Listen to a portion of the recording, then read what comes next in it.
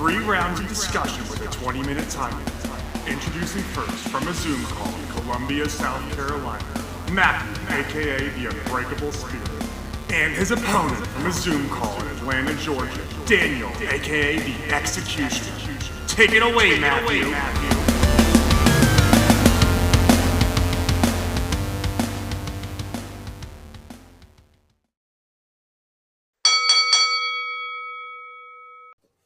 Thank you, Jesse, for that wonderful introduction. Hello, everyone. Welcome to episode number, I think 30. it's... 30. Is it 30 or is it 29? It's 30. No, it's 30. It's 30. Oh, hang on. Yeah. Episode 30. Yeah. With Spirit. And the And the executioner, executioner. Daniel I Travis. said it before you. Haha. So, Fuck. anyways. I tried Good you hell. unawares. Yes. Anyways, we got 3 great topics for you this week. Let's run through them real quick. Topic number 1. Randy Orton says Matt Riddle is a future world champion. Topic number 2. So Naomi have been indefinitely suspended, and I have an interesting little factoid for that topic. Topic number 3. We did unify the tag team titles on SmackDown, but that's a topic.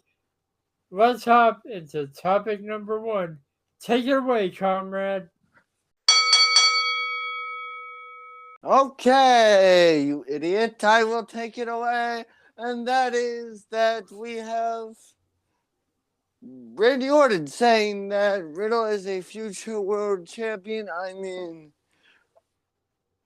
I will say is a very talented wrestler, but I don't think anybody is going to be a future world champion. I will say that. Yeah, that's some major praise from Randy Orton. But I will say that I don't think anybody is going to be a future world champion as long as Roman Reigns has both titles. I mean, there's always money in the bank. However the hell that is going to work. Yeah, if you want to know our opinion on that, go back a few weeks. Yeah. I'm not putting the audio in that because that's editing. Yeah, anyway, but my honest thoughts are like, since Riddle for nearly a year has been with Randy Orton, I will say Riddle has definitely impressed me, but he's also, if you ask me, kind of stolen Randy Orton's stick with the RKO. Yeah. At first, I feel like Randy didn't like that, but now he's like, I'm not gonna stop this pot from doing it, so I'll just let him do it. At least as long as we're a tag team. Yeah, but this raises the question. Okay, but I will say my thoughts for topic number 3. But honestly, Riddle is I forgot to start the timer. God dog it. Oh, what's new? I'm 30 episodes in and you're still doing this shit. Yeah, 30 episodes in and we can't keep it such half an hour. Or an episode. Anyway, my honest thoughts on this is like, Riddle is a hell of a wrestler. Don't get me wrong. He definitely has what it takes. Kinda. Because, you know, the people to be a world champion. And then it's hell of a praise coming from a man who has now been in the professional wrestling business for 20 years. Yeah. And what I think is even more impressive is it's praise coming from a 3rd generation superstar. Yeah. The son of a man who was involved in the very first WrestleMania. Yeah. And I honestly think that Riddle. Well, me personally, I don't really like Riddle. I ain't gonna be. I'm gonna swallow my words, my pride here for a second, and admit something, and that is, for a guy that's only been in the professional wrestling business since 2015, Riddle is a hell of a wrestler. I ain't not gonna lie. He's a hell of a Yeah, wrestler. he definitely is. I've seen him wrestle live, and maybe I forgot about the pyro in his entrance, and that hurt my ears because I Yeah. was on the 5th row. But he is one hell of a wrestler, and he is his character Meh. in different ways. Enzo Amore, where you can hate him if you're just watching him on TV, but if you're in the arena with Riddle, it's like infectious. You have to start chanting, bro. I mean, I've seen Riddle perform live once back when he was a part of NXT when I went to a house show, and I will say that, well, as a fan of Riddle, Riddle's just entertaining.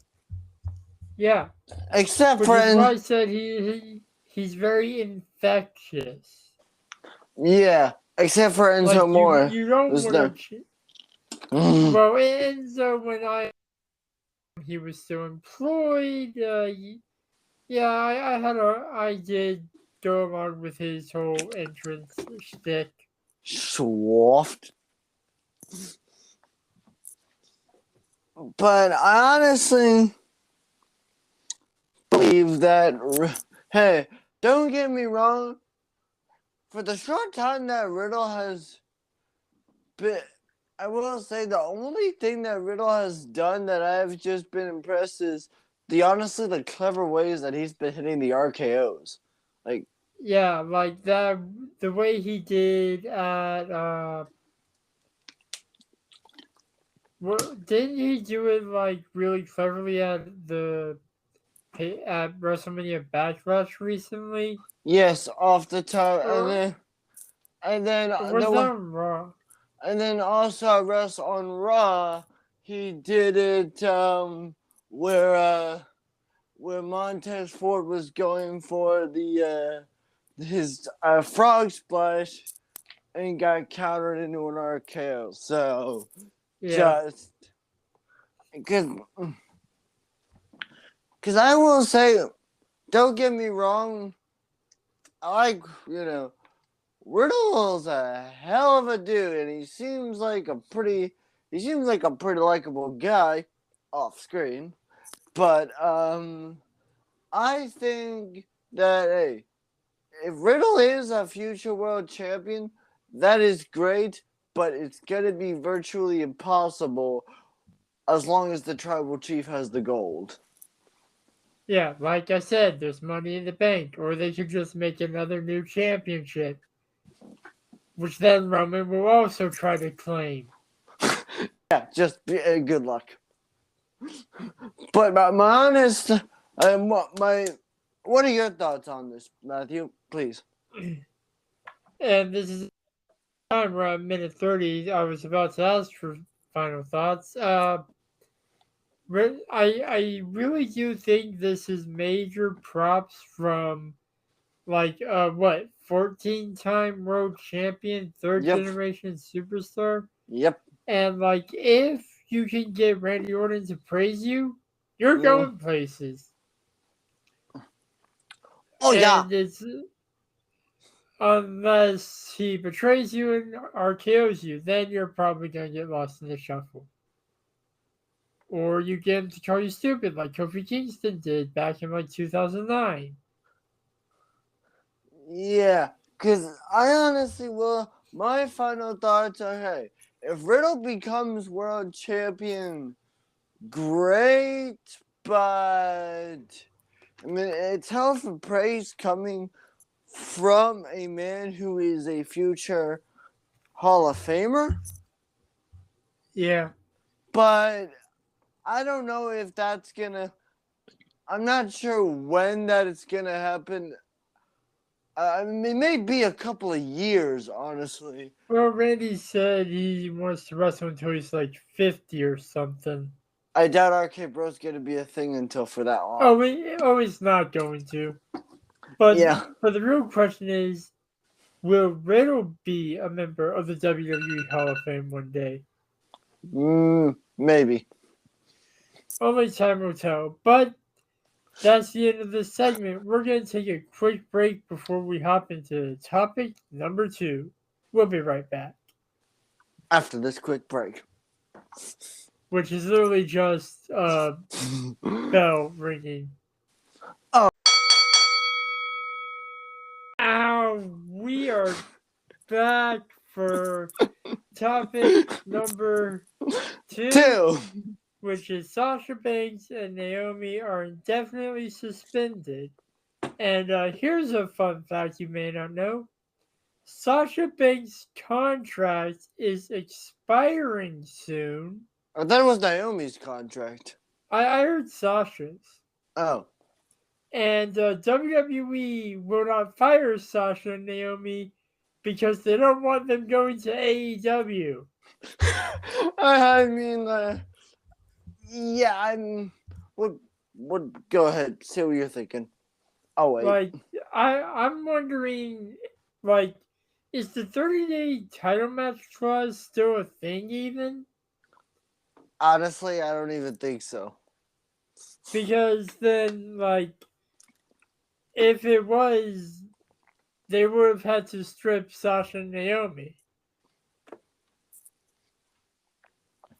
I think it just really depends on the wrestler and the storyline. I think or they you just can have it removed from your contract, like. Oh, probably Roman Reigns does. Hell, it's probably not even in Roman Reigns' contract. Oh, it's not, since he's gonna be leaving WWE for a little bit. Yeah, but he'll be present in the build-up to SummerSlam, but I don't think he'll be at SummerSlam. Because my thoughts on this is that, well, I can see why I heard what Michael Cole said yesterday, that he's like, that they disappointed a bunch of their superstars, fellow superstars, and their fans. Like, I'm like, Michael Cole, don't make it sound like a bunch of bullshit.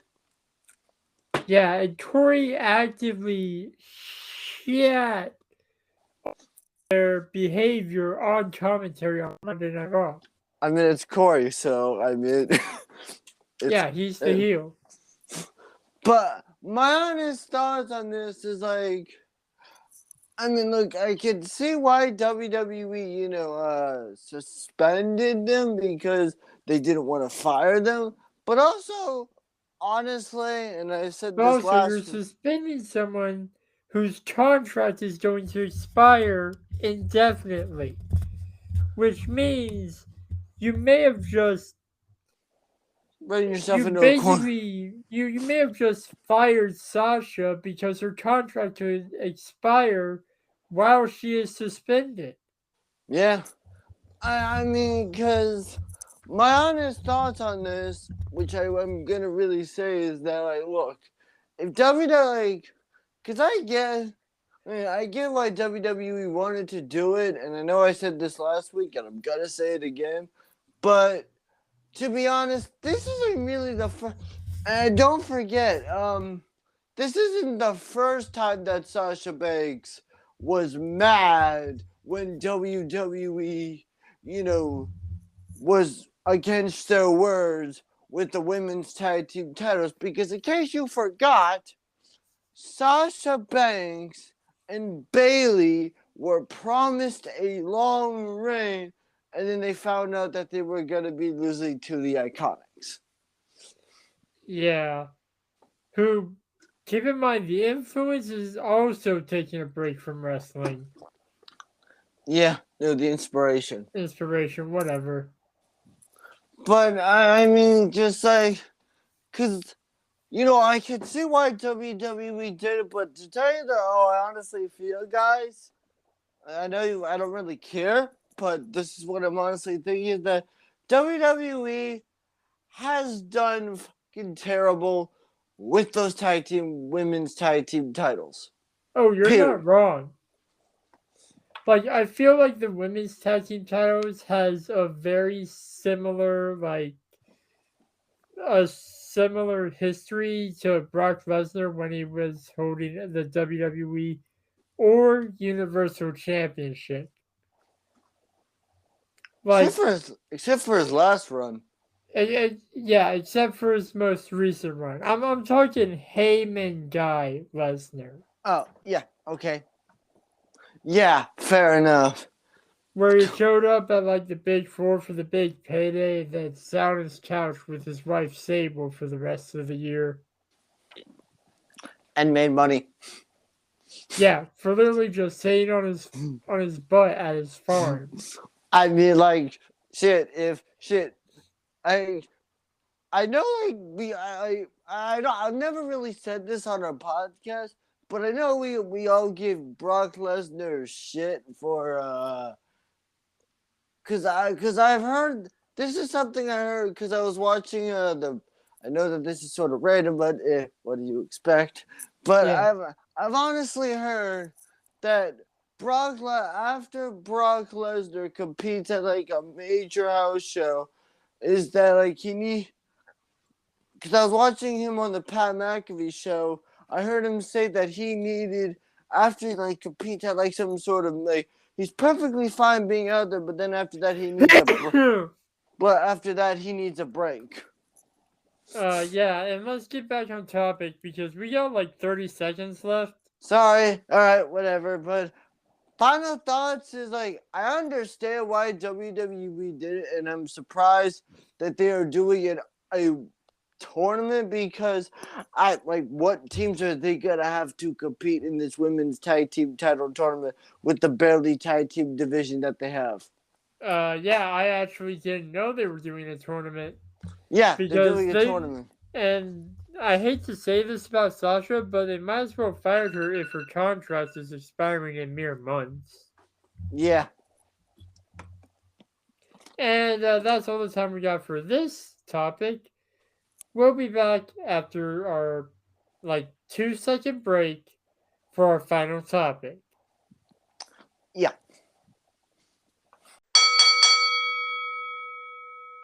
Hello, everyone, and we are back with topic number 3.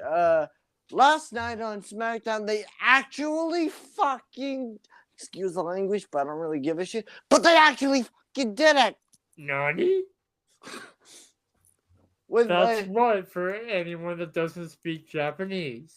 Like, I'm just like, last night on SmackDown, they had the winner take all tag team unification match, that should have happened at WrestleMania Backlash.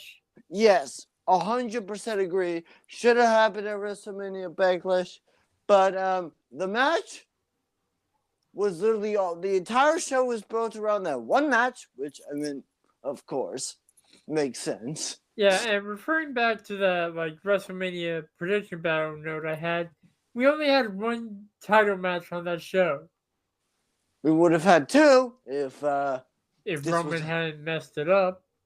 Yeah. But my honest thoughts on this is like, the match was solid good, and then as we predicted, and then as the WWE UK thing actually spoiled what Paul Heyman said, it wasn't a prediction, it was a spoiler. He wasn't wrong. Yeah. And apparently in the opening promo to the show, Paul Heyman said either the Usos will return home as undisputed tag team champions, or they won't come home at all. Yep, he said that. And Paul also said that Paul Heyman also said, he's like, the Usos winning. That isn't a prediction. That's a spoiler. Later that night, in a hell of a match, the Usos won in, honestly, probably in a way that I mean, I had a feeling that Roman Reigns was. I will say, I will give you props for your precognitive abilities. You said last week that Roman was going to get involved, and Roman got involved. Okay, yeah, I did say that, but I didn't. I didn't. Paul Heyman getting you. Okay, let's just talk about this because Paul Heyman actually accompanied the Usos. Yeah, which rarely happens. I mean, because Paul's been a part of in the Samoan dynasty since he was like 14, 15 years old. Not like an official member, more like a family friend. Yeah, like, because this is something I have heard is that when he would start traveling, is that his Roman Reigns' dad and uncle had Paul Heyman's back then. So Paul had the Wild Samoans had Paul Heyman's back. Yeah, and this was back in the day when no one would even dare with the Wild Samoans. Hey, if you got in a backstage argument with someone who was part of a team called the Wild Samoans, would you want to fuck with them? No, I mean, because I've also heard that the Wild Samoans back then had a very they were not the kind of people you would want to, like, they were the kinds of people that would get into fights if they had to. Yeah, you would want to stay away from them as much as possible. Yeah, but anyway, back on But topic. riddle me this, Travis. What? Who's gonna take the titles off the Bloodline now? Nobody. Yeah, and I'm willing to bet that when Solo Sikoa gets called up, it's probably gonna be a SmackDown. Mm-hmm. He's probably gonna win the IC title, and then they're probably gonna have it unified with the US, even though the Intercontinental Championship was created for the unification of the WWE European Championship and the WCW United States Championship. Yeah. Oh wait, it existed before then. Yeah. My thoughts on this is like, hey, I mean, I thought Roman Reigns was gonna spear one of them, and spear one of RK Bro, sneak out of the ring, act like nothing ever happened. He never even entered the ring, did he? No, he what happened was, for those of you that don't know, Riddle was going for a super RKO. Paul went for the distraction because Paul. Roman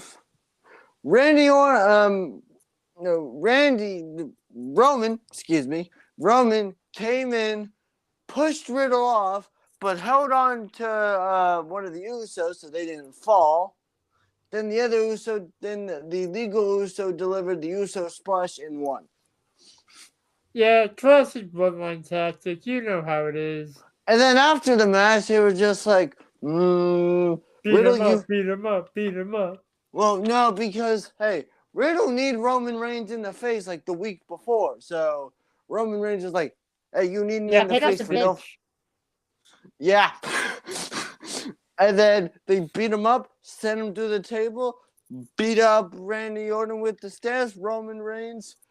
My final thought, since we have like 10 seconds left, is the Bloodline has fulfilled their prophecy, and it happened on a random ass episode of SmackDown. My final thoughts are I am honestly surprised that they pulled that shit off on a regular ass episode of SmackDown.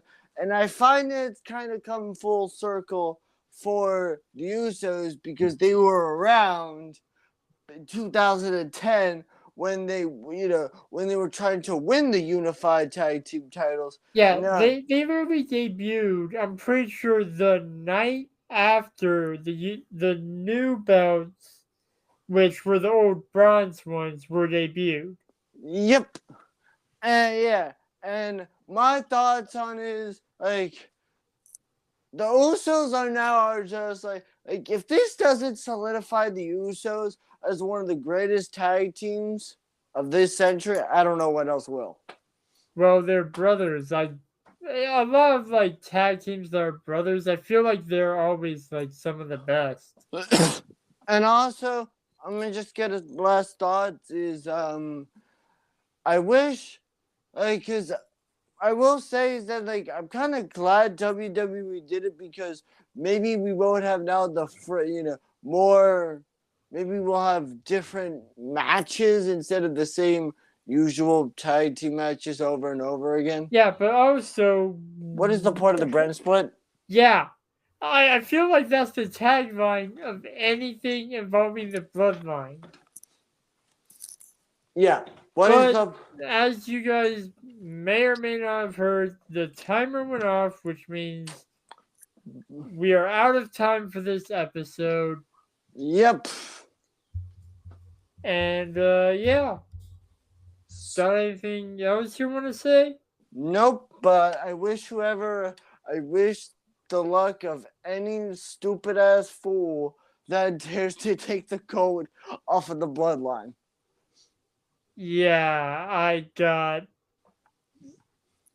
That's basically the bloodline in a nutshell, I feel like. Yeah, but that's all I got. And we all know it's safer to acknowledge them Yeah. than try to defy them. Yeah. If you try to defy them, you're a fool. If you acknowledge them, you're good. Yeah, so just acknowledge your tribal chief and yeah. Roll that outro? Yep. See ya, losers. Yeah. Editor, Unbreakable Spirit, you know what to do.